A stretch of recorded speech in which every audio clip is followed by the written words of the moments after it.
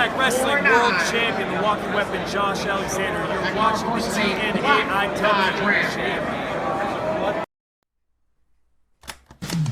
Ladies and gentlemen, you are now listening to the Talking Nonsense About Impact Wrestling podcast. Cross the line in 3, 2, 1. What is going on, my Impact fam? Welcome to episode 111 of the Talking Nonsense About Impact Wrestling podcast. My name is Geoff, and alongside me, again, is the Laredo Kid to my Trey Miguel. It's Lucha, everybody. What's going on, Lucha? What up, world? Wait, god damn it. Bringing it back. So you got it. Nope, flip it. There we go. Right. Hey, there we go. You know what I'm saying? What's going on, buddy? What are you excited to talk about today? Honestly, the power rankings. Not just because of my last appearance, but there will be no pro crack rants, by the way. Okay. Crack is whack. Crack is whack unless your name is British Bulldog or Speedball Mike Bailey. Or Whitney Houston. Or DMX. Yeah, I'm as y'all know, I'm a part of the committee, and I had a busy ass weekend, so I wasn't able to put my ranks in nor see the final tally. So this is gonna be fun.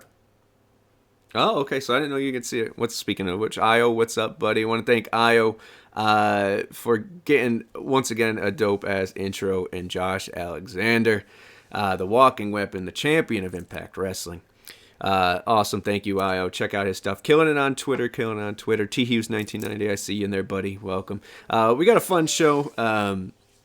You obviously could tell it's going to be off the rails. We're in the treehouse. We're going to make this a good time. And as we take a step into comedy, it looks like Impact Wrestling as well. So we got to see how you guys feel about where Impact is. And that we'll get into all that. A lot to talk about is the Point Parkside 7. What's up, Malloy?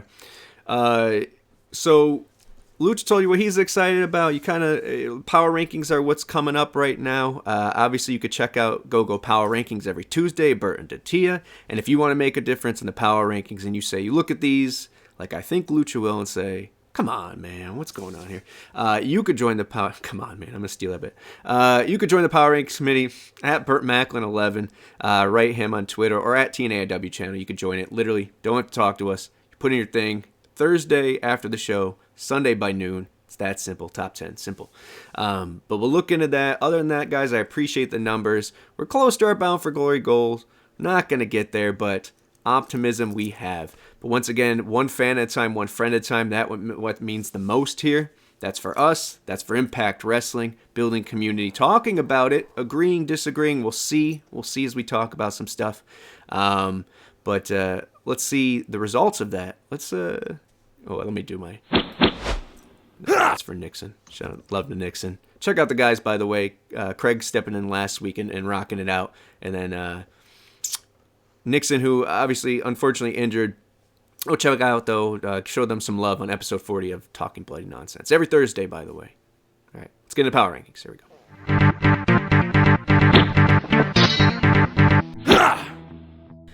Number 10, Rich Swann and Heath. Number 9, the HBAC Mia Yim. Number 8, Exhibition Champion Mike Bailey. Number 7, Digital Media Champion Brian Myers. Number 6, World Champion Jordan Grace.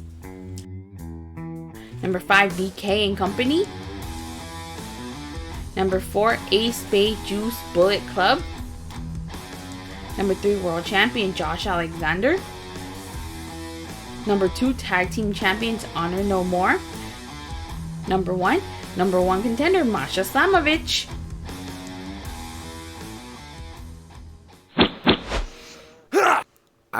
Maybe I should unmute you, but I wish you could hear what I'm hearing. Lucha, your thoughts on the power rankings here? I know what I have to say. I think there's some people, especially the White Ranger himself, Brian Myers, who should be up there, man. Really putting a stake on that DMC. But who was your the one that you were making the most noise about, buddy? Okay, besides the fact that Speedball again just further gets disrespected, Honestly, yeah, Tommy Oliver should have been higher up in the ranks, you know what I'm saying? Just based off the gear alone, really. And my man's kind of been on a roll. So, you know what I'm saying? Brian Myers probably should have been a little higher up. Heath and Rich as a tag team. They won, right? What the fuck did they beat? You know, PCO and Vincent. Anyways, Datila, what's going on? Perfect timing. You could hear Lucha's opinions throughout the episode, I imagine, especially when you're about to go and talk about what happened on the show. We'll review it in just a second, so I'm sure we'll hear a bit more of that. But if you want to hear Datila's view, go check out GoGoPowerRankings. And then once again, if you want to make a difference, hit us up on Twitter. All right, so yeah, I agree with you, though. I agree with you. But there's some that it's hard, man. How do you vote? If you want to make a difference, make sure you vote, but it's hard to vote. There's 10 spots. What do you do here? Right? Like Puff Daddy said, well, no. Don't die. Voter cry. Damn it. Don't worry if I write rhymes. Vote. I write checks. You either going to vote and make your voice matter, or you're going to cry about it and not vote. So vote or cry. That's the new TNAIW shirt. No, it's not, but it is. Vote or cry. By the way, Lucha has made his choice. He has chosen to cry since he did not vote this week. Exactly. Love it. Love it. All right. Let's get into Impact on Access TV. Let's see how we got there. Let's talk about did they affect... We own the night. We're going to start with BTI. I know that if you're an avid watcher of BTI, I get it. Still a good show. They got great chemistry. But I'm hitting the two things that super matter, that make a difference as far as when it reflects the main show. But we have Iceman Intel. Now, this week was not a looped one, so that was a good start. It wasn't the same one as the previous week. So that's good. But what we got out of this is that maybe in the Call Your Shot Gauntlet, maybe we'll get the Kiss Demon again. No way to sell a pay-per-view like promoting the Kiss Demon, Iceman. So we love you, but no, we don't. Shit. Oh, boo! Don't do that. There was a match though you should watch on there, man, and there was some interesting stuff said on commentary, which I really dug because it gave me some hope. It was Yuya Uemura picking up the victory over one of our gut check guys, Jason Hotch, current follower of Impact, or of Talking Nonsense about Impact Wrestling. Shout out to him, man. That's pretty cool. Nice little treat for today. But Yuya getting the win here. But what's really cool about it, because first of all, it felt, once again, this is starting to feel like very much TNA to me. We'll get into that throughout the show, but you have your prospect in there. Now, no real gimmick to Jason Hotch right now, just kind of getting in the waters, testing him, get him familiar with on the TV product, so then eventually when you're ready, you could pull the trigger, give him a gimmick, and I love it. I love watching people that way, because then you watch them develop and who they become, and the crowd could then become behind them. It's an Impact star. I really dig that, man. I dig that way of doing it. But Yuya getting the win here, and Tom saying, which I really dug, not New Japan's ace or future, but Impact future, when he's talking about Yuya here. So, man, your thoughts on, well, yeah, obviously you didn't see this, but you could talk about, at least to Jason Hotch and the gut check guys coming in, because they did make the roster page, by the way, all three, Jack Price and Shogun. Good to see. But I love the way they're introducing him here. But Yuya also being maybe a part of the future for Impact Wrestling. I mean, I guess with Jason Hotch, it's crazy that I look at it this way. It's like, you know, in the gang, you got to get jumped in, basically. So, you know what I'm saying? He's in his getting jumped in phase. So, I guess cool, as long as he just doesn't, you know, die or bitch out about it, then we'll be good. I honestly haven't seen too much on him, so I'm interested in seeing him. That's why, like I was telling you off air, Impact's like a place where the tomorrow stars are born, you know what I'm saying? So who knows, in 8 months, Jason Hotch could be like a hot name. Who knows? So I'm interested to see him. Same with you.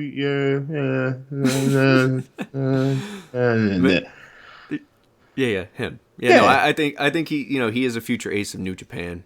I agree with you on Jason Hotch, man, and in that aspect, yes, in 8 months this dude could be X Division champion if done right, and it's not like saying that that's what where he can, his ceiling is, or even his, whatever, or his floor.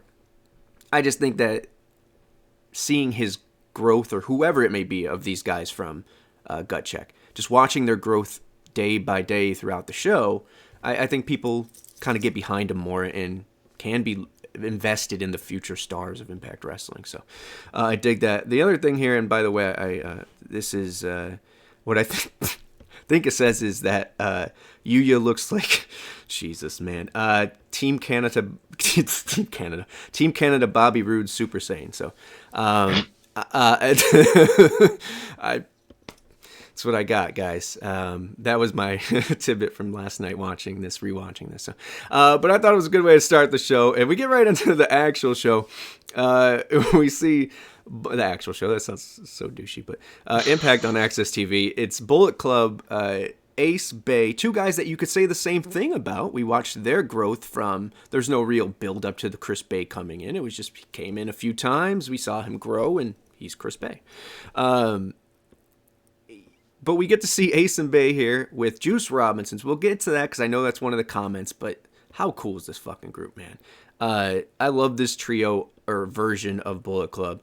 And they come out and get a victory over Laredo Kid and Trey, which some people want to see more teaming of. Your thoughts on the match and maybe the pairing of Laredo Kid and Trey? You think it's just buying time, or is it legit? I think it's, as far as the pairing goes, I think it's one of those situations where they're prepared for both. You know what I'm saying? Like, because, we in our heart of hearts want Wentz to come back, line up with Trey and run that. But also, what if that doesn't happen for whatever reason?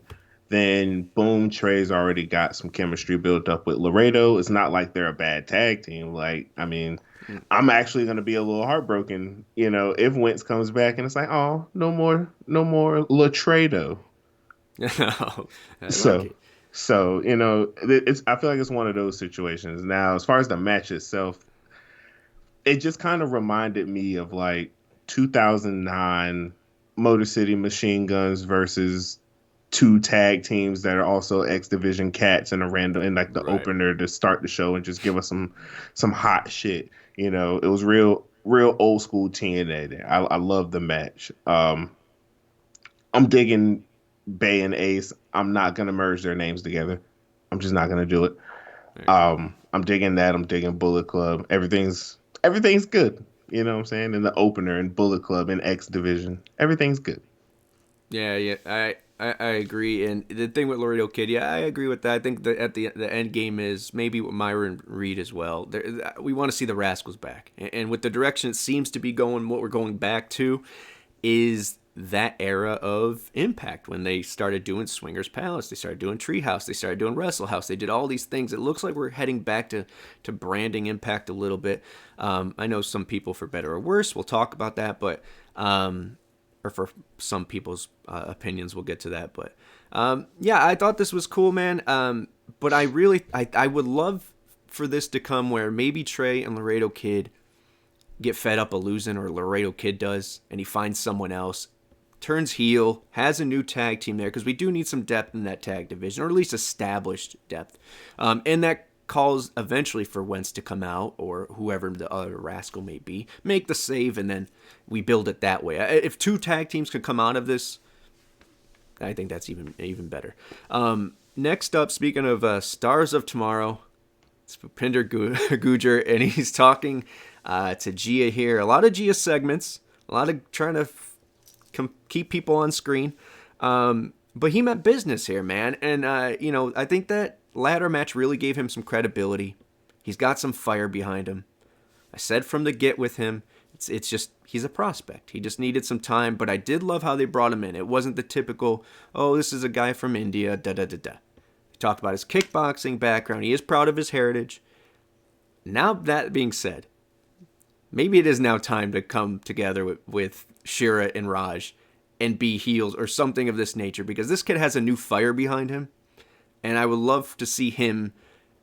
I think he's going to need that extra backup to be taken more seriously at this point, so I think that would be really cool. But thoughts in general of the growth of Gujar here, and is it time for them to pull the trigger on that, since they've been feuding since literally day one of him arriving? I'm just excited that I get to talk about my man Sheik freaking Rollins, aka Bhupinder Gujar. That man is the Hindi Seth Rollins. I love him. I love it. But with all that being said, I kind of agree with you. It is time for him to. I think they should just go ahead and line up, because with the perfect segue, Geoff, shout out to you. You just said we need more tags. We need some depth in that tag division. So any combination of Sheik freaking Rollins, The Raj, and fucking Sheer, you know what I'm saying? Any combination of that will be a good like mid-level tag team that could rise up. Yeah, no, I like that. I do. I really do, because look, if it's VBD, if it's the Rascals, which we just talked about, if it's, well, I don't know, more bigger than 3. We got Time Machine. 3, kind of, you talked about last time you were on here. The trios Impact is very good at doing. And to have some backup there, now's the time. They didn't go with the generic thing in the beginning. I loved that. This could come back around, especially with their deals that they're doing with India here and the expansion there. It could be money. It could really be money, man. Real quick, I'm mad this idea wouldn't work just because of how it sounds, but like, it would be dope if Impact did have a trios belt and they called it the Triple X belt. Yeah, both in honor of Triple X, X Division times 3. You know. Yeah, but what if it's the 3LK? Is that no? I mean, you could market the 3LK belt more than the Triple X belt. It's like, oh, so y'all are fucking for this belt. I'm good. Oh, but Lucha. It is a good thought, though. Just throwing it out. Yeah.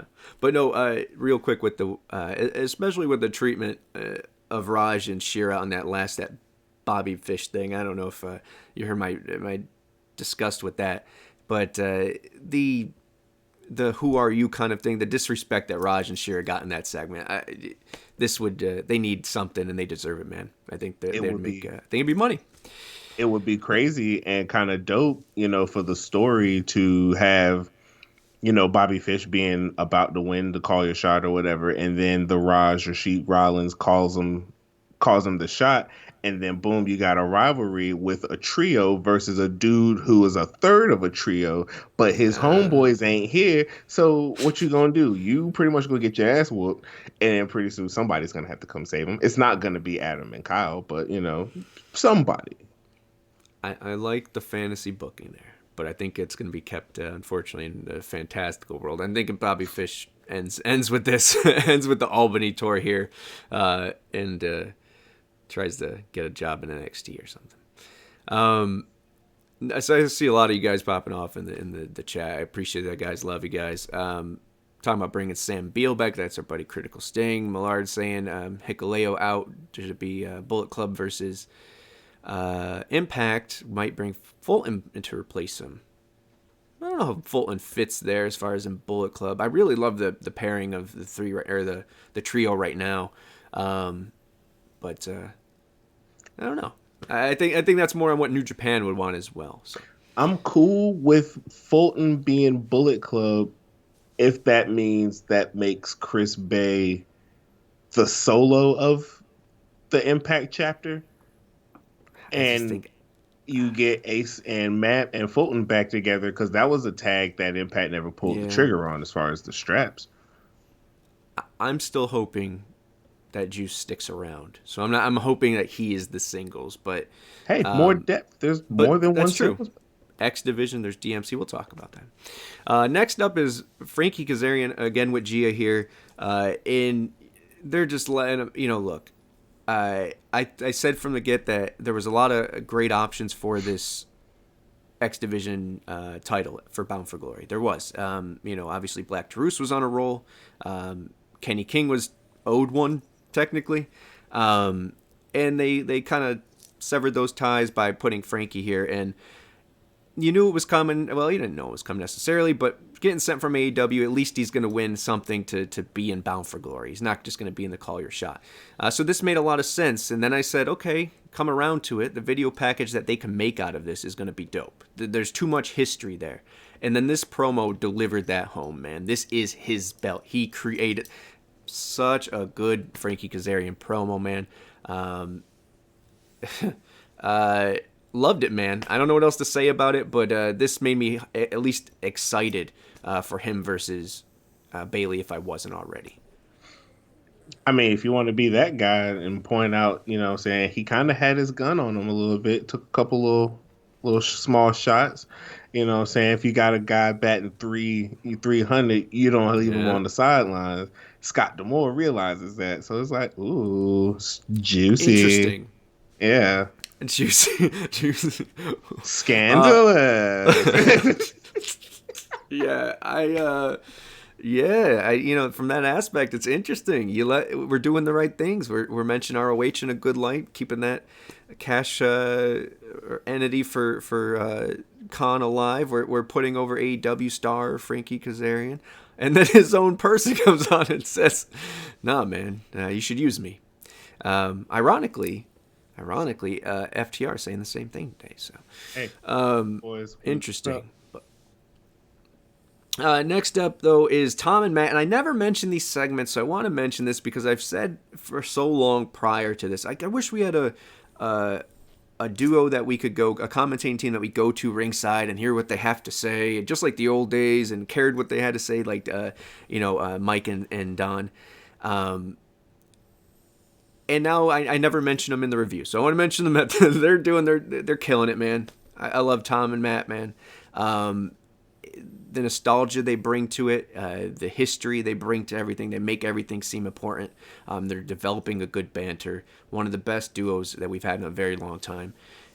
So shout out to them. And then they also get, and the reason I mentioned this, made a point to say, hey, this is a thing. There was Crazy Yellow Hoodie guy in the background, which shout out to Josh, by the way, who voted for him on the Power Rankings for yes. So that's where you think this is obviously going. I'm colorblind, so to be honest, I thought he was wearing orange, but it was a yellow hoodie.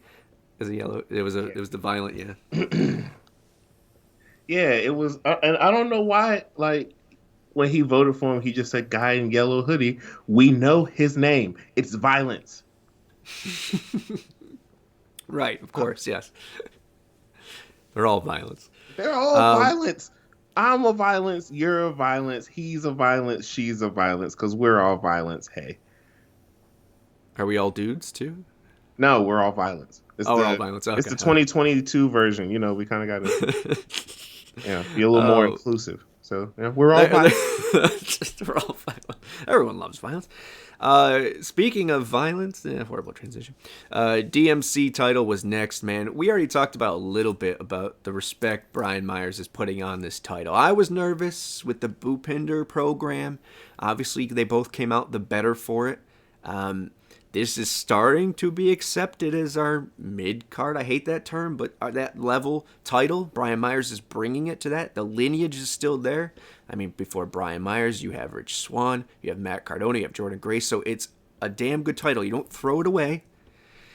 You keep that lineage going, and Brian Myers, man, stepping it up. And now he's defeating Crazy Steve here. Decay obviously representing this whole damn episode, top to bottom. Making the power rankings as well, but cool to see him defending it here. He's getting an open challenge. He takes the mic afterwards. He said there's an open challenge for Bound for Glory. I don't think there's any there's two segments later, but I don't think there's any mistake of the Joe Hendry segment being a couple segments later. I think that's where this is going. But something interesting nugget that I thought about. I wonder if it's Matt Cardona. That would be a twist. That would be interesting. But Lucha, let me hear your thoughts on Brian Myers in that title / Bound for Glory. What was your first instinct? Was it Hendry? Honestly, yeah. And I mean, yay. Impact doesn't let me down normally. So, you know what I'm saying? I'm not like, oh shit, this is gonna suck. Right. I'm just like, but hey, who knows? Maybe this might be how me and you, get Yeah. what we want. You know what I'm saying? My man comes in here. Welcome to Lucha's fantasy booking. Okay. My man comes in, wins the DMC, holds it down as, I believe in Joe Hendry. Mm. And maybe he loses the belt. And then that pisses him off. He's like, hey, yo, you know what? Fuck this. Off my And reign, I made this belt the most prestigious yeah, he did say that. under my reign. Fuck what Brian Myers and all these other people did. So, character change, we get heel Joe. Heel Joe goes for X belt. We all get happy and make sandwiches. So who knows? Maybe this might be a good thing. This might be where we need to live.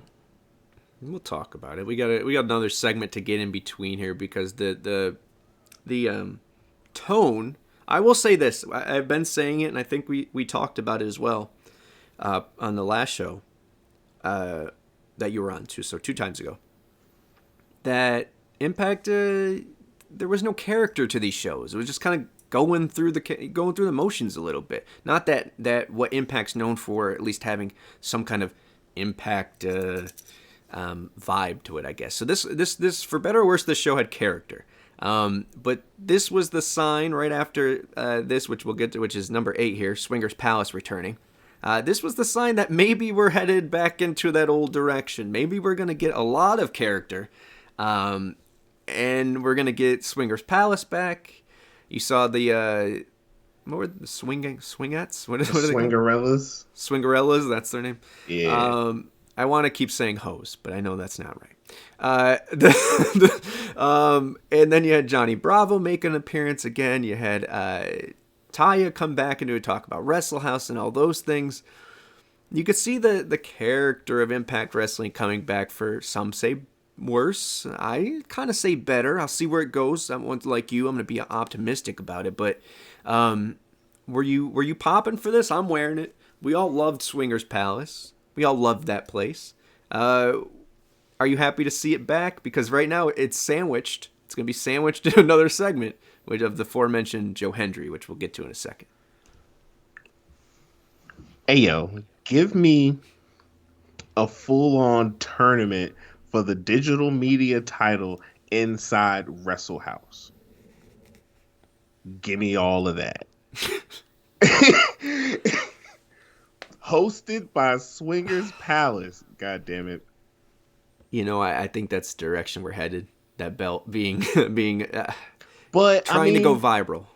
And, hey, it's the digital media belt, so I mean that's not necessarily the worst thing in the world, you know. Yeah, but I also don't want Mike Bailey doing a bunch of X before he defends his title. Like it's just because it's called X, you don't need to be, you know. I just want Speedball coming out, the brass monkey, but ironically, what he probably would listen to while on X. So you know, look, I love Swinger Palace before. There was, I'm gonna be real, there was a taste of, I thought we got away from this. But then I'm saying, well, shit, I bought the shirt. In that moment, I was entertained by that stuff. If done right, minus the bad acting, this could be something good. It at least gives something Impact is known for, right? For better or worse, they have to be something different. They need to find this brand, and I think post Bound for Glory will have a more branded Impact. So I think it's smart to bring these things back. Maybe a Treehouse segment does come back, but it's, I don't know, man. I don't know. It's gonna be a wait and see, a watch and see, and I think the issue I'll have with it, and I'll go right into Hendry with this because I think it's the same issue I have with that, is that the people we're trying to win over in the IWC, right? That's we're not winning right now the masses. We're trying to handle IWC and making a brand within that. They know what we're known for. Some people are, they're because of other reasons taking a look at Impact. Some for the right reasons, some for people's mess ups outside. You know what I mean? Like the eyes are on us a little bit more for one reason or another, from the fans. So is this the thing to do to capitalize on that? I don't know. I don't know if reverting back to that would please anyone but the regulars. I'm here for it. I'm going to be patient with it. The problem is when you do that, and that's what I was getting to, but is the production is the one thing that all those people will still say about Impact that's the negative, right? Oh, the production.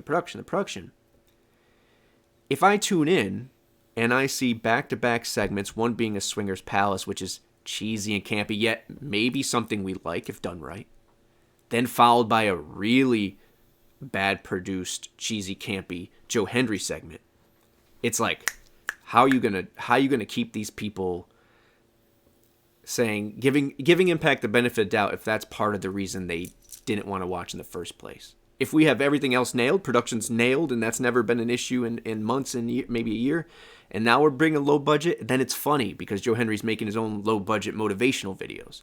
But when you have low budget, production, it's low budget. So I don't know. Is that what it is? Because I'm gonna be honest. I also laughed at Joe Hendry behind the bookcase or wherever the hell he was. But then it went downhill. I don't know, man. Is this anything sound? I'm with you, but also as I'm like thinking of reasons of why I agree with you, I'm also thinking of reasons why we're both wrong. Cause like we were saying earlier, we're getting kind of back to TNA, and that's fair. And I recall an episode where they played a clip of them interviewing ODB. You know what I'm saying, in the back, like not like a interview like on show, just kind of like a candid type, learn more about ODB type shit. And they're like, "What's your favorite food?" And she's in full fucking character, just goofy as shit. We get through that. As soon as that thing's over, boom, we got fucking Stone Cold Shark Boy. Yeah. And you know what I'm saying? Like there's always been that element, that we've kind of made work a little bit, because like it took a while, but now people think back on Shark Boy with fond memories. Yeah, Stone Cold Shark Boy for sure. What was the lighting? Was it good? What was the production? You know what I mean? Like, it was HD. It could have been better. It could have been way better. It wasn't beautiful. It wasn't beautiful. I don't know. Remember the whole? We got to go back and look at the segment where Shark Boy turned into Stone Cold, because you remember with the Joe Hendry joint when they was in the hospital, dude had his fucking phone. Well, that's what I'm saying is that would be funny if the perception of Impact wasn't we have shitty production. Like, it would be funny if he was making his own video and it was cheesy and crappy, and then it's within all this beautiful produced show. I think that's the issue. But with Joe Hendry, I do want to say, because I think it could get misconstrued, same way Bhupinder might, whatever, with him prior. It's 100%, obviously different apples and oranges here. But Joe Hendry, he's got the look, he's got the size, he's got the talent in the ring, he's got the talent on the mic. The dude is a great prospect. Like, he could be something legit within this company. DMC, and then maybe, if it gets whatever, world. The issue I have is I believe in Joe Hendry, the human being, and the wrestler. I don't believe in Joe Hendry. Whatever. You don't believe in Joe Hendry? Yeah. So that's the thing here. I think this guy is going to be a big get for Impact. Just not with this. So my hope is that the cheesy, I stole the inheritance, I stole, I impregnated your wife, whatever else, I'm shitting on your father's deathbed. Joe Hendry is a heel. I'm hoping that's the case. So then you can hate him, and then of course I would love him. But I digress. We'll keep moving on here. But once again, I believe in him. Damn, we talk too much. All right. Oh wait. Because he's talking nonsense. First one. Segment 10, James Mitchell. Love seeing James Mitchell back here. They're connecting loose ends about Max the Impaler. I like that. And lo and behold, Rosemary's not cool with what's her name? With Jessica being Jessica. She wants Havoc back. So we got a little bit there. She overhears them. We have some drama. It's stuff. I like the fact that the tag team title situation seems to be into it because, obviously the tag team champions are dealing with, fun real life stuff. I'm guessing that's why they're off TV for a little bit. So it still keeps them relevant because they're obviously facing him, not who I want to be facing him, but I'm hoping this leads to something more. But it's really cool, at least continuity, story being told. Where could it lead? I think it's going to lead to at least 2 tag teams in the Knockouts division, so that's a plus by any standard. So not to blow through it, but just like the match itself kind of... yeah, there you go. Segment 11, Black Taurus defeating Delirious, kind of just like that as well. Didn't get an introduction, just kind of was in there. No one got any things. It was ding, ding, ding, let's go. And Black Taurus picking up the win here. So Black Taurus keeping relevant. I said it was brilliant booking at Victory Road. I mentioned this a little bit earlier. Kazarian winning tied the loose ends because Black Taurus to that point was on a roll. Kenny King needed another, whatever. It ended that so Kazarian could be the clear number 1 contender. But here it did give Black Taurus another win, so it makes him back on that train. They also did give Black Taurus, was it the last spot in that gauntlet? Mm-hmm. Or the revolver? So they kept it relevant. Black Taurus is still here on the X Division scale, or whatever it may be. I dug that for that. Other than this match seemed there. Before you skate along from it, though, I do want to say, how do you think the crowd would have handled in '87 if Hulk Hogan dropped as many leg drops as Delirious dropped in that match? Because Delirious dropped like 4,522 leg drops on Taurus at one point in the match, and like when I saw that, I couldn't help but think, if Hogan did that in '87. Holy shit, the Garden would go insane. Yeah, he would have.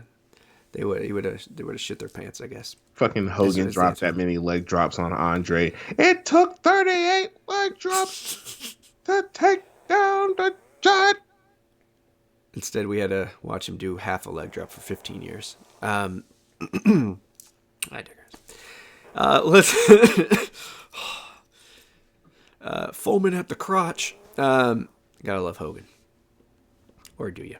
Next up is Gia again, but she's talking, and I love Gia, by the way. I say again because they're using this segment a lot. We're having a lot of backstage stuff. Once again, I love Gia because she is that natural evolution of backstage announcers, man. It had been a while that one kind of stood around for a while and was Impact announcer. She's really filled that role, man. It's been a while since we've had a Christy Hemme, a Borash, someone that represents, I don't know, I dig it. But I just want her to lean into the Mean Gene.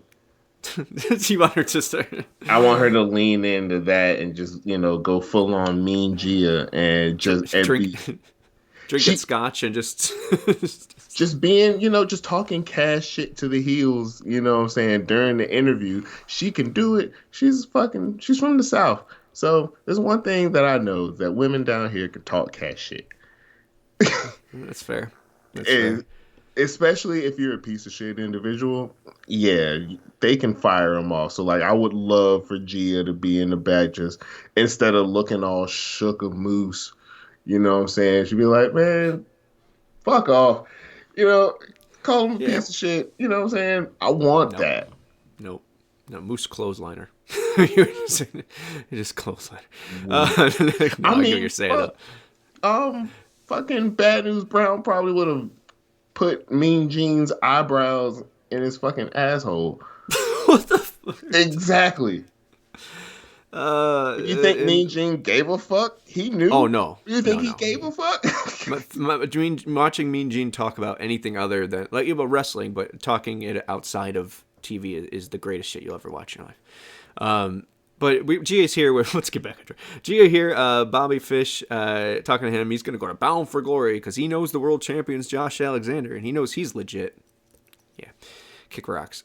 Gia, no, look, man, cool to have him. It looks like it brought a little buzz. Dude's 46. No disrespect. I'm not going to get super invested in some guy who doesn't want to be here. See, it doesn't even.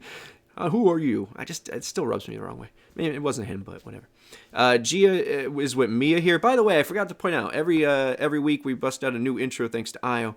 And this week Josh Alexander, but also new sign. I got my Mia there. Looks better in person than it does on camera, but anyways, shout out to Mia there. I got a couple more. I got 2 for Raven and 1 for Tasha, so I got a few more coming. But my man didn't even put over the most fire sign of all, the damn speedball sign. That was last week. I don't give a damn. It's that fire. Fair. I gotta still finish it. I'm behind, man. Life. But next up, you get Mia here talking about what she did, man, and her excellent week, and then also obviously going to face Mickie James and how much she respects her. Yada yada yada. Good stuff here to push that along. I'm actually excited for that last rodeo match. And then, not that anyone isn't, but it's one of those ones that catches you when you look at the card. And then Giselle here coming in to set up the match for this week with them, which I love, man, because if you follow them on TikTok or Instagram or anything else, they're buddy-buddy, it seems. And, hey, could be a tag team down the road maybe if Mia sticks around. But I like this here. Caused a match. Obviously, Giselle just ended her thing with Mickie for the time being, so it makes sense for Mia to face her coming up, have a little thing there, keep them both on TV wrestling. And next up was Honor More Celebration, which is, I don't want to spend too much time on, but holy shit, there was a lot going on there. Last week, or maybe it was last week, I think I said that the big thing that really with Eddie has always been promo. It's that, you got to get that promo. And I love Eddie. I'll fuck with Eddie all day. But I thought this was one of the best promos that he's ever done, man. And I thought it's really brought home this show. From Josh's aspect, from Eddie's aspect, and Honor No More. Matt Taven being this... Look, I've said it since day one with him, man. I just think this guy has something else in him that's next level. Is it charisma? Is it the match? I just feel like every time he's on the TV, you gravitate towards him for one reason or another. To hate on him, maybe. To laugh at him, maybe. But to hear what the hell he's saying and doing. So I just think he's someone who could stick around. But what else do we have here? With PCO and Vincent getting shit on in the beginning, as only good leaders do. Just beating down every week your people. A lot of righteous talking here. Righteous. A lot of the word righteous, which is interesting since PCO and Vincent got booted. But yeah, I thought this was a damn good selling point. Love that they brought up the imaginary war that's in Eddie's head. And then loved that it brought back, so it brought in Swan, it brought in Heath, Motor City, and PCO and Vincent. But it led to that next match, which was Heath and Swan versus PCO and Vincent. Kind of, yes, we have a long talking segment, but it's going straight into action afterwards. I like that. Your thoughts on how this put over the main event? It was cool. It was another, moment. I swear to you, though, these Honor No More segments do kind of like, they just kind of blend together because there'll be a point, you know what I'm saying? Okay, so the point of this promo is for y'all to celebrate. Everyone's celebrating, yay. And then Eddie's like, but you, PCO, you son of a bitch, I'm sick of you. Yeah. And it's like every time. And it's like... Yeah. I agree with you. I do agree with you. But I thought and that's my point, was I was kind of, even though I like them and I love the look of them and I get it, it got, I don't want to say stale, but it got to the point redundant. And I thought this one was a little bit less in that realm, and it delivered, I thought, in the fact of selling that these two guys are going to fight at Bound for Glory. And shout out to Mike Bennett for being your stepbrother from Boston. Because that's pretty much what his gimmick is at the moment, at least in my eyes, and I'm cool with that. It's just your stepbrother from Boston. Yeah. Who looks at his wife's ass all the whole day. He's not the only one. Right, fair enough. Let's kick through this. We got Gia with Moose and Macklin. They get into a brawl, which goes over to the next segment, which is Coach D and Sammy, which leads to Moose versus Macklin. Sammy being special referee this coming week on Impact, the Go Home show. But Moose and Macklin and Sammy all going to be part of Bound for Glory in the Call Your Shot. We'll get to that. But a pretty cool little thing here just to kind of push all that home in that Call Your Shot. It's getting thick in there. So we'll talk about that. Because there's a lot of talent. And then last up is the main event. I want to get your opinion on it right away. But Monsters Ball, Masha defeats Allie Ketch. Your thoughts on the main event? Okay. There was I know Allie Ketch as Allie Cat because she was, a cat. And right. I was just like, huh. But to see that she's like, gone full hardcore and is no longer a feline, I'm with that. Yeah. I love the match. The match was very violent. There was blood on both ends, and I love it when women bleed. I know that sounds fucking terrible, but in the realm of wrestling, where the company lets them go out and do the same shit the guys do, you know what I'm saying? In that element, not I understand, but yeah, it was a great match. Yeah, they usually bleed once a month, Lucha. So you're in luck. I don't know, man. I like Allie Ketch. Never saw her work until this episode. Because I told Craig had mentioned, by the way, Craig Ketch on Talking Bloody Nonsense every 4 p.m. Eastern or 9 p.m. BST. Yeah, Allie Ketch, man. I wanted to base her work off what I saw in Impact, how they presented her. They gave her a lot of rub, man. She got to shine here, which I thought was interesting. I know there's a comment about this, so we'll save it, but wrap it up. I thought it was a good main event. I thought Monsters Ball was there. It was mentioned. It was, Tom and Matt will always put over whatever. But thought it was interesting booking style here. But it was a good win in the context of the story, which is, hey, I'm, Masha, and I'm going to pick your poison. I'm going to pick Max the Impaler. Okay, I'm going to try to murder you before we get to Bound for Glory. She did the same in the Allie Ketch here. The problem is once again, obviously we're not catering to casuals. By the way, I missed that up there. So as our good buddy Mike Gilbert says, fuck the casuals. Yeah, I agree with that.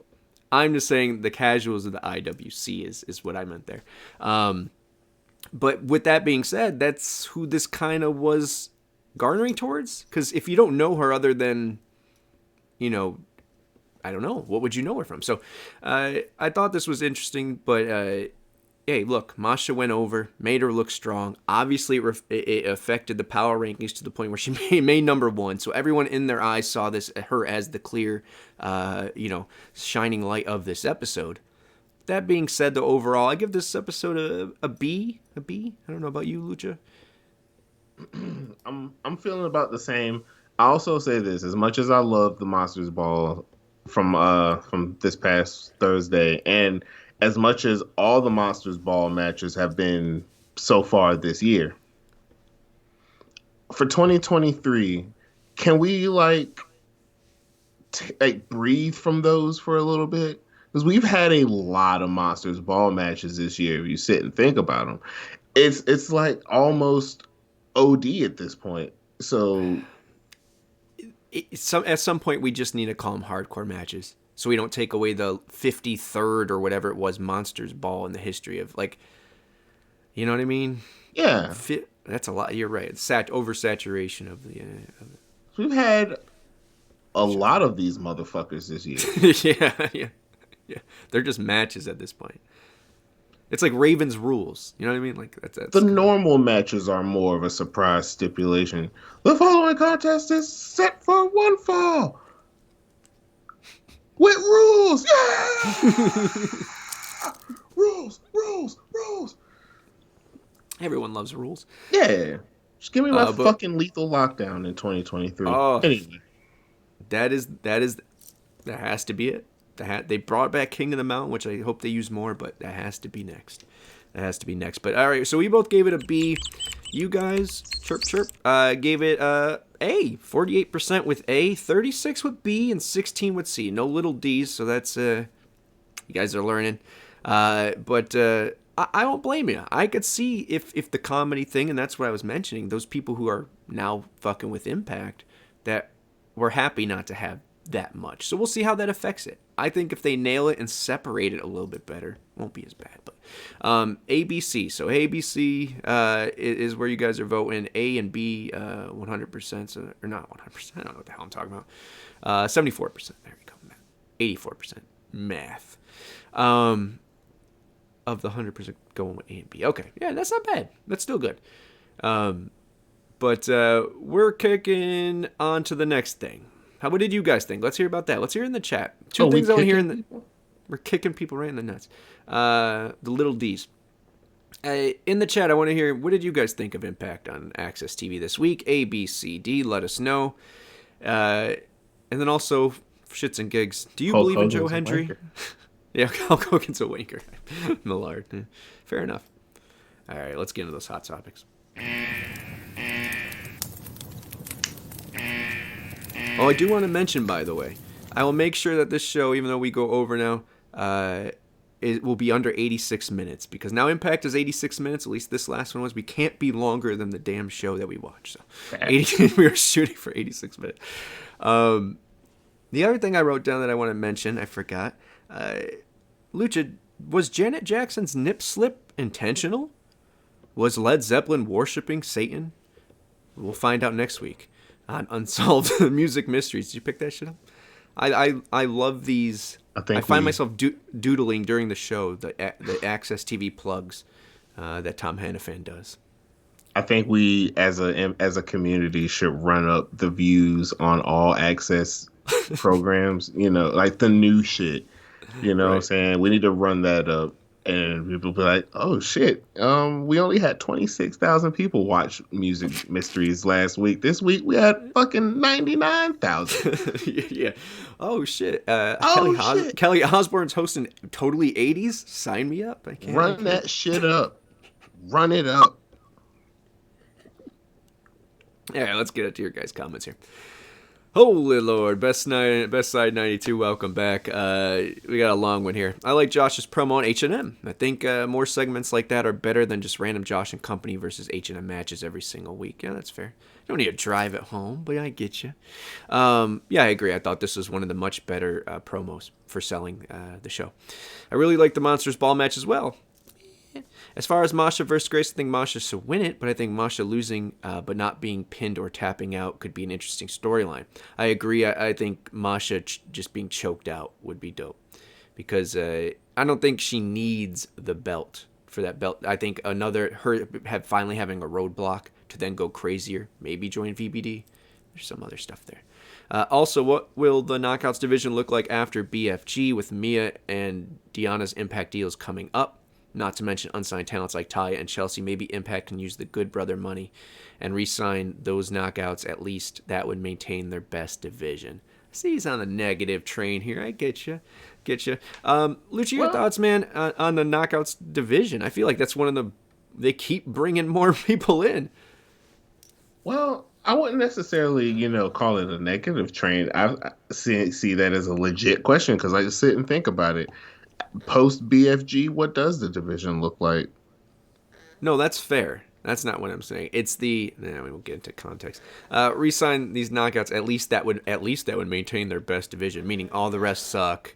That's how he's wording it. Well, or I took it as, if you want to be honest, it kind of is our best division. It's been our best book division for a while. As far as like the top and honestly the middle, you know what I'm saying? The progression of a lot of women this year, both singles and tags, you know what I'm saying? We've had blood feuds. We've had hella. We're not disagreeing on that. Yeah, I'm not disagreeing. So anyways, I wasn't looking at it as like a shot at like in that realm. I was looking at this simple facts like that is.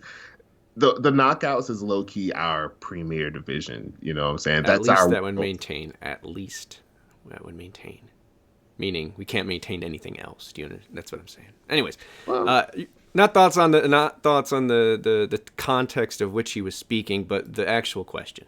What will if Mia and Deanna leave, and Ty and Chelsea, should we use that good brother money to sign them? Once again, it works both ways. Do they want to be signed? Exactly. That's part of it, but. And I said this kind of goes into something we talked about off air. Impact will they lose their shit and give it like 6 months, they'll be right. They'll reload and right back. It may not be a good thing that we have to constantly keep reloading. Hang our hat on that. Yeah, but you could at least hang your hat on the fact that you do reload and successfully. So if they all do leave, then boom, it's not like we don't have Killer Kelly chilling. You know what I'm saying? We do got Masha. They could hold Allie for a grip. You know what I'm saying? There's potential. We could bring in some other females up in this piece. We might get Rosemary on her own again if she isn't really rocking with this whole Jessica I just feel like thing. They keep bringing so many females in or relevant or in for shots like Allie Ketch or Max the Impaler or whatever it may be that could fit in this division, not on top of Giselle, who's there, and Mia doing things if she signs again. Jessica sticking around. Sue not back yet. Chelsea, Nikki ain't lost yet. Yeah, and the question is, what do you do if Chelsea and Deanna stay? So then you have all these people. I think that's a good thing. So I think that, yes, it could be looked at as that could be a big hit because of the name value, the quality of work they've put in, and the time invested in them from Impact. But, I mean, Killer Kelly and Tasha haven't even got a play on this episode, if I'm not mistaken. So you have people who are super talented that just aren't right now in a title picture that can really take these spots. That's, in my eyes, I don't think you need to maintain them 3-4 talent to keep the best division going. Might take a hit, but either way, we'd be all right. Yeah, I agree. And then Masha versus Grace. Yeah, we already judged that. And then Honor Mori. All right, there we go. Let's go to the next one up. Buddy Chris Saletta here. Good episode last. Okay, I like the video of Ace and Bay having a third. The idea of Bay and Ace having a third member of Bullet Club with them, especially Juice right now, who you could slide into a program possibly with Josh. So you and I had talked. I mean, not even this time, but this week about just liking this pairing. I really dig this group, this trio. I think they could obviously be tag. I know you had mentioned maybe a nice run with the X for Juice.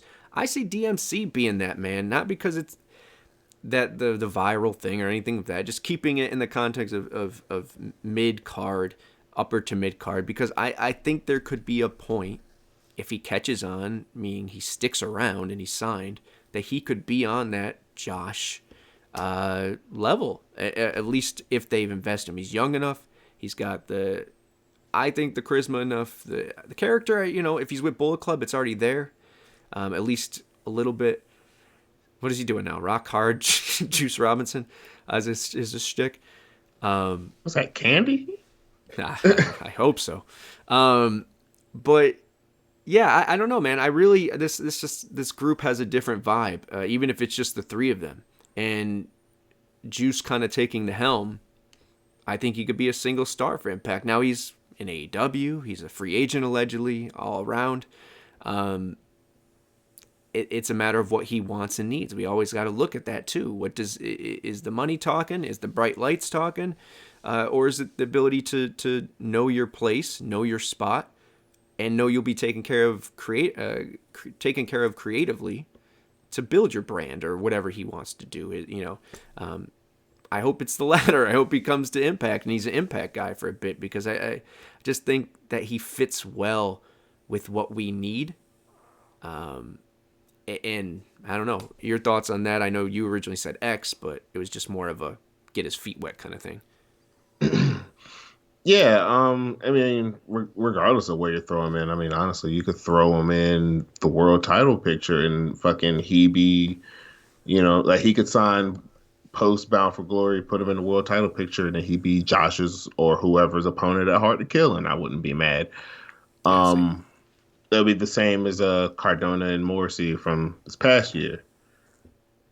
In that regard of like, they're in the spot, you think they're not going to win, so what I'm saying, you're not tripping about it, but that they're going to put on a good show when they're in there, and that's why we're here in the first place. So no matter where he goes, he'll be fine. And honestly, all three of those cats are interchangeable in that same exact role, even though with the case of Bay and Ace, it's more so of they're the future, so they can't be doing too many jobs. Versus Juice, he could get built up and then everything will be fine. Yeah, it's hard with them, because we want them to be the future. We just also don't know the day-to-day backstage stuff. You don't know contracts, vibe as far as between, or the energy between the two, relationship. I don't know what the hell I'm talking about. And the people who are the wrestlers. So it's hard, but yeah, I would love if Juice was that rocket pack that bolstered this group and put the whole trio into that next level. Is that tag division for the two of them? Is it X again in some way? I would love for them to be in the tag division, especially right now it's OGK. We don't know what's going on with them, right? Against Motor City. So even if it's just say OGK leaves, just all right. We have Motor City taking the helm. Motor City versus Ace and Bay. That's good shit. Bring wrestlers back. There's options, but they're gonna need Ace and Bay to be viable. Yeah. So no matter what's going on or where they are in relationship, they need to push these motherfuckers. And we also the thought just hit me of I don't know, I don't watch too much New Japan, so I don't know if they ever did a program with Juice and Finlay. So we could get another crack at David Finlay for a couple loops. We could do Juice versus Dave Finlay in Impact, which will be an angle. Chilling, probably watching the show. Yeah. What's up, Dave? Oh man, let's keep going here. $1.99. Even though I enjoyed the Monster Ball match, I thought Ali got too much offense in on Masha. Hey, that's funny. Jessica character I thought was interesting in the beginning because maybe Susie would show up. That hope, but she still isn't back. So now, and once again, we don't know the culmination. I know I keep saying that too. What was that called? It grew on me because I actually liked it. I knew I should not like it because I want Havoc and Sue or whatever I wanted, but I enjoy it. But he's saying that it's just as annoying as those Joe Hendry spots. I don't know about that, but I think we got to give it to Bound for Glory. Let's see where it plays out. There's too much going on here with James Mitchell, with Rosemary not wanting her to be, Jessica anymore. I embraced it a little bit. Are you around to it? Where do you want that dynamic? Where do you want Jessica to go? Do you want it to stick around and be with Taya because she kind of fits that, or do you and then have Rosemary bring in someone for her? Where do you see that going? See, even though I'm an Impact fan, I do kind of suffer from WWE booking brain a lot. So I'm honestly looking, I look at the pairing of Jessica and Taya because they're both, they're more similar than Rosemary and either one of them. You know what I'm saying? So I feel, but they also have another side, both of them. So yeah. I'm looking at it it'll be cool. I'm honestly fully expecting Jessica and Taya to beat Vex for the titles. Honestly. Might not hold them for long. Might, drop them right back to Deanna, back to Vex. But I'm looking at it for the thought of the breakup. Who's going to turn on who and revert back to the old ways, what I'm saying? And then also the Taya, Jessica versus Rosemary and who the hell ever, what I'm saying? There's another rivalry there. Just the portfolio of how this could go is just, it's there. So I'm here for it. Yeah, I'm excited to see where it goes. Obviously, I want, her to be Havoc because that's what, whatever. And you want her, well, the goal would be to, with somebody, to create yet another tag team. But it looks like a lot of the programs they're doing are leading to more tag teams being created.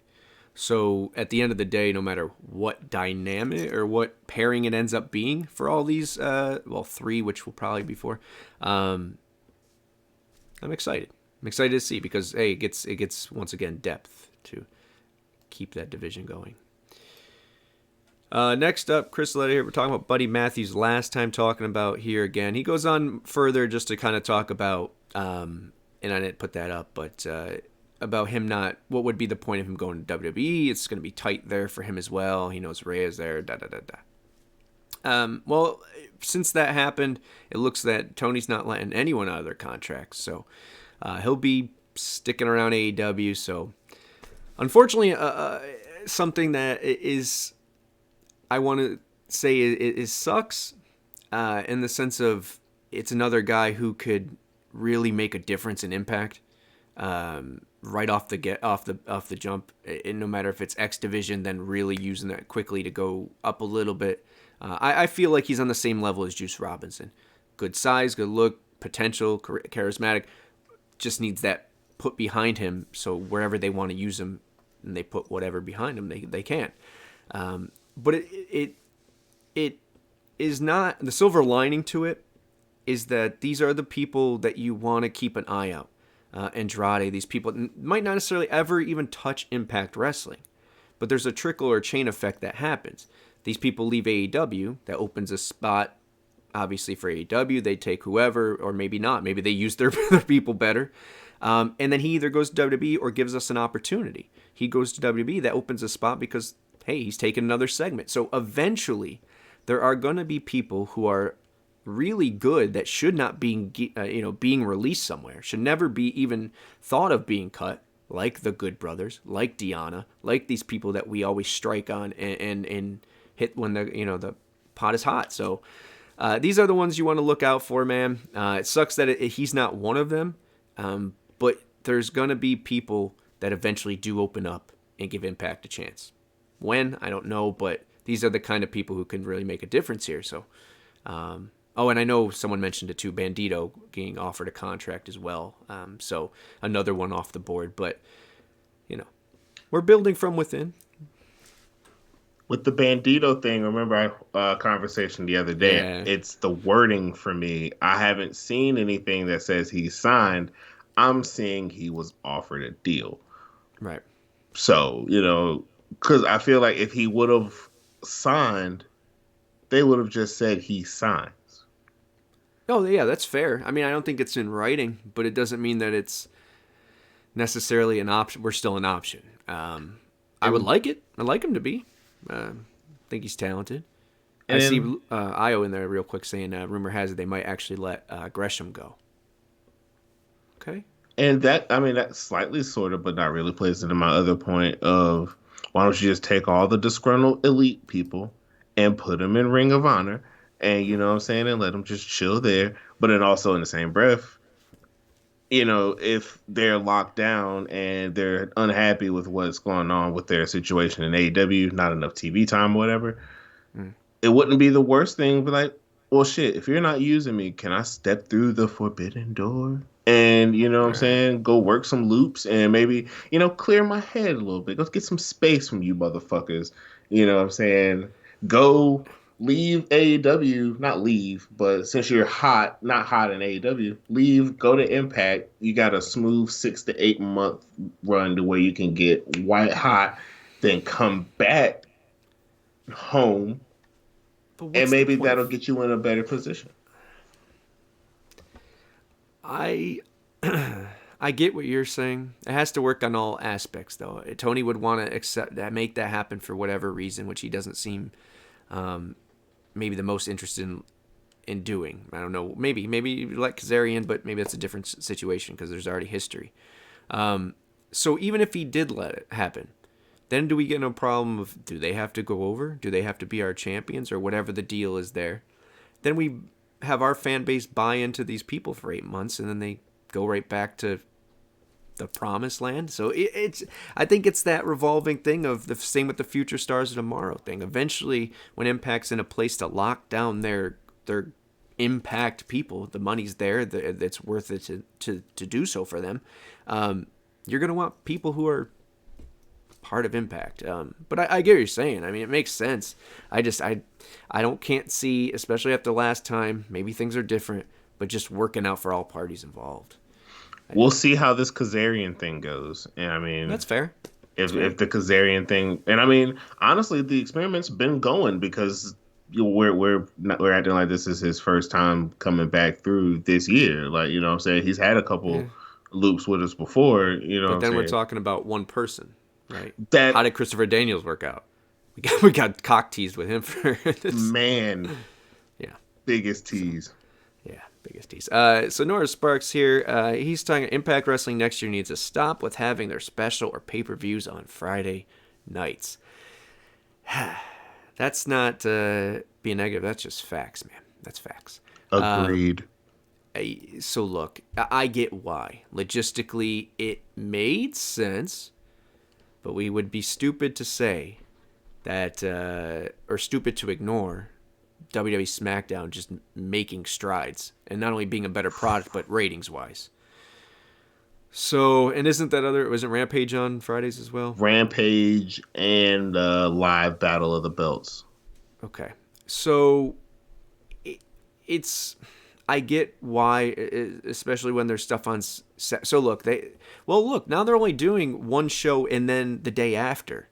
There's no reason they can't do Saturdays and then a Sunday taping. You know, I understand there's so much on wrestling that it takes away from that being Impact night. I just don't know when they.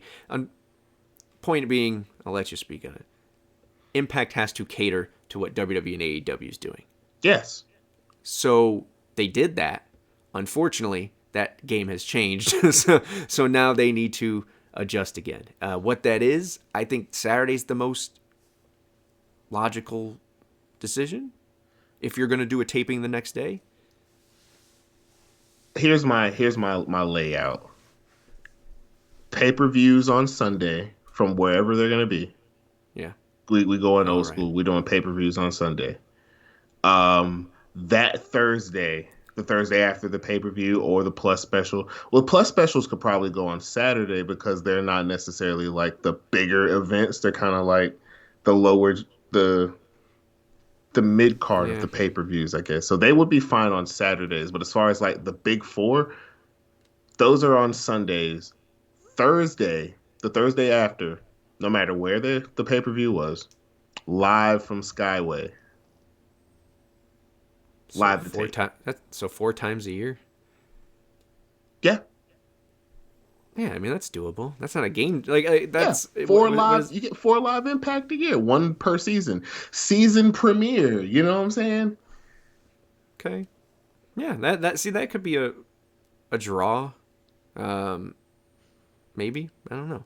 It's going to be hard. You got to... I don't know. Because when's the last time we've had a live Impact? The debut on Pop? Oh, I'm not saying we don't need live Impact. I 1,000% think every week should be live. Logistically for the company and getting your bang for your buck, I just don't see how it converts into whatever, especially seeing the Thursday after Bound for Glory will still be football season. Everyone's gonna DVR it anyways, or whatever they call it. I mean, that's normal competition for Impact, you know what I'm saying? And honestly, I mean, for the most part, they've kind of held slightly on. You know what I'm saying? It's not like it's not like the viewership was cut in fucking 2/3 because Jacksonville played Tennessee on Thursday on Prime. I actually think that helps us a little bit more that they're on Prime versus on actual TV because a lot of motherfuckers don't have Prime. Yeah. And so they're like, oh, well, shit, I can't watch the damn game. Fuck it. Might as well watch Impact. It's live. Let's go. Yeah, no, but they did cut it in half when the Bills played whoever. So, I mean, the first game of the season. Yeah, the rematch. That was a big one. Yeah, I mean, and then it's been lower ever since. And once again, the ratings, it means that 1,000 people in Buffalo turned off their TV, or turned it to football instead of Impact. So I don't think it's the be all end all. I get as far as the buzz thing, they got to do something eventually, but I just think they're gonna keep living within this small world, and embrace that live. If it would help them, sure, I think they would go all for it. The production, the cost, the logistics of bringing everyone in for just one show, I just don't see why they would do it. But we agree with you, Norris, though. And with that one show, you also can get another taping out of there. So then the next week you're back to taped, and then that following week you can get back on the tour of, wherever the fuck they're gonna go, like, Sam's Town or some shit like that. You know what I'm saying? It's kind of the live joints in Skyway. It's a reset. B, it's the best. Honestly, you can't lie. Like, the show from Skyway looked really damn good this week. And better. In the chat, they're saying Nashville ain't it. Hey. No, look, we talked about it. I get what you're saying. You don't have to pitch it to me. It's not that I live should be every week. It's gotta make money. It's not our money, and that's the way, unfortunately, it's going to be ran. Does it make them money? Does it make sense for them? Does it make enough of a wave for when they do pitch to these TV execs for a first rights airing? Does that matter to them? So they're gonna have to figure all that out, and then also prove that they can do it before someone takes it. But I don't think the money they're going to spend in live would be more. It would be better suited to be put into a rebranding first, and making those, like Nashville. Look, it's small, it's whatever, but at the same time, it sounded pretty damn good. And they need to embrace that Impact Zone look. They don't need to be shooting for thousands and thousands in seats. Do we want that? Hell yeah, I want for that. pay-per-views. I'll allow it, but for TVs, it's not necessary. It's not, because they need, if they're going to embrace this being the ECW, which I think they have to do, and they rebrand to that, you need to dress the Impact Zone as a character, as part of the show. Yeah. They need to have, if it's 500 people, embrace that in every place you go. Make up that your setup and build around it so it's a set.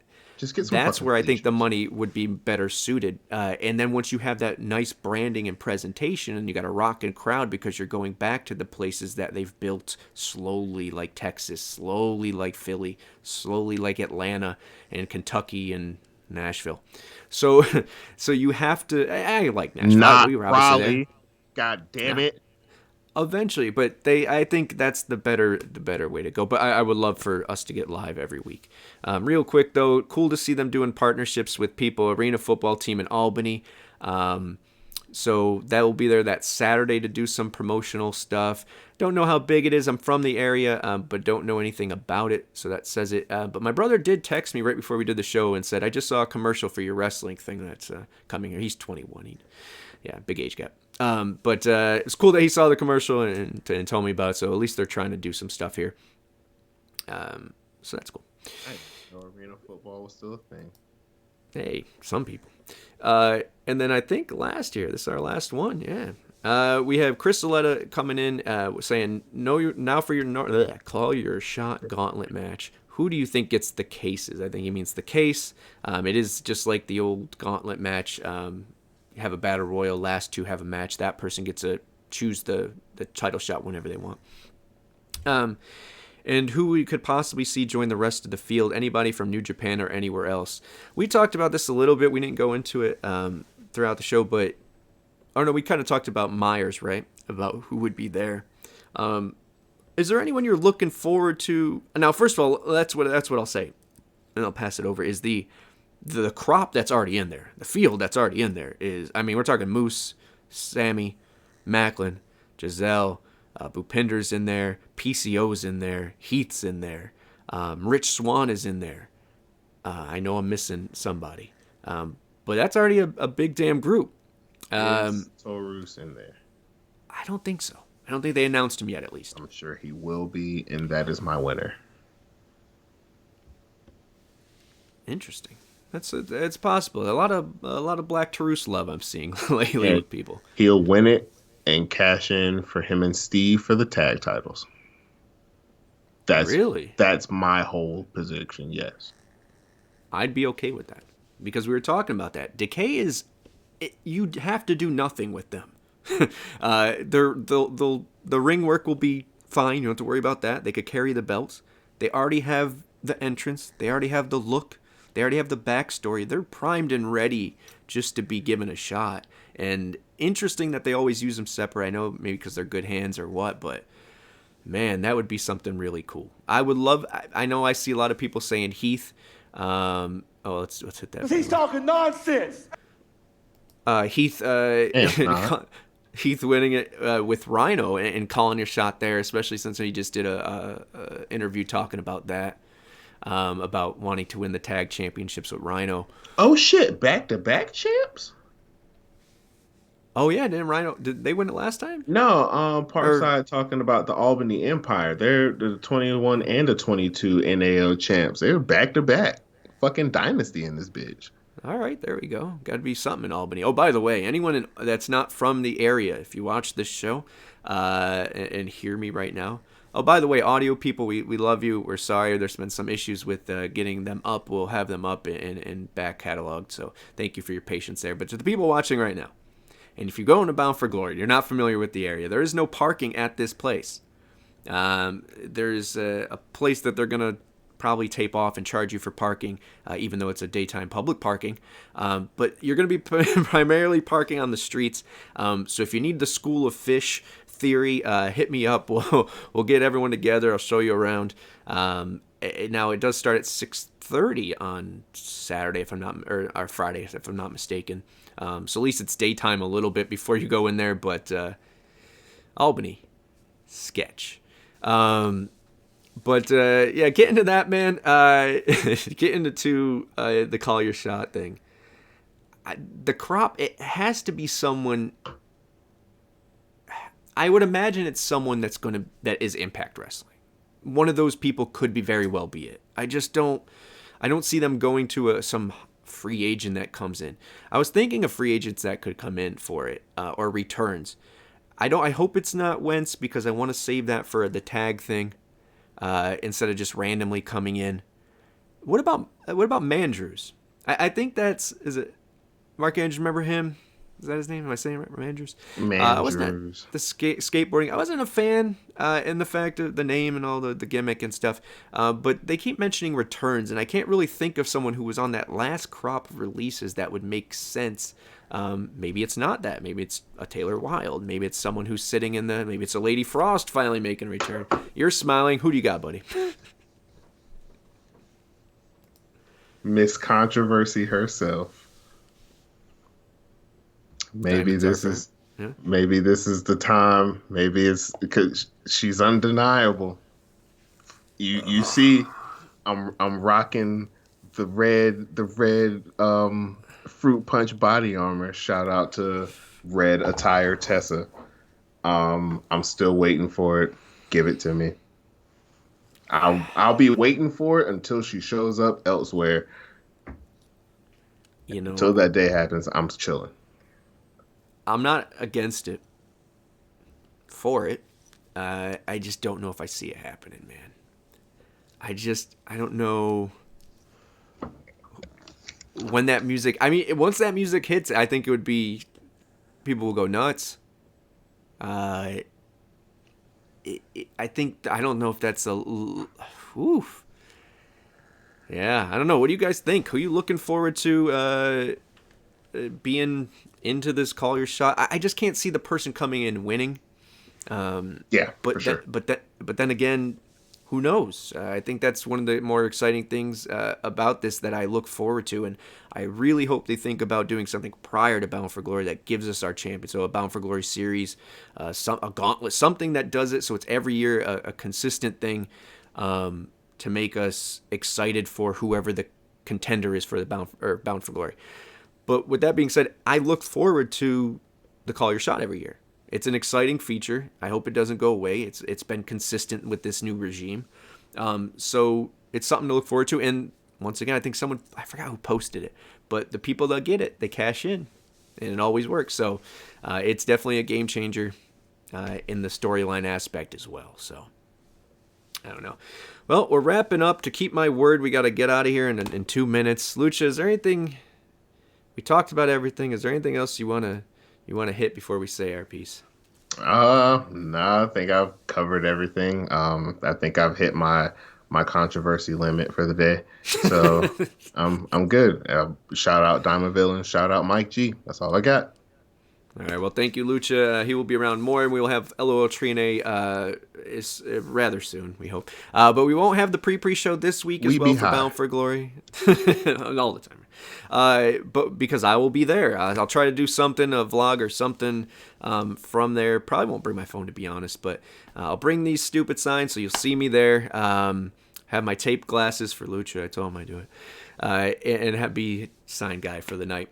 But thank you guys for rocking with us. Thank you to the team and everybody in the chat there, the comments as well. Once again, to put out your opinion there and to ask for a response.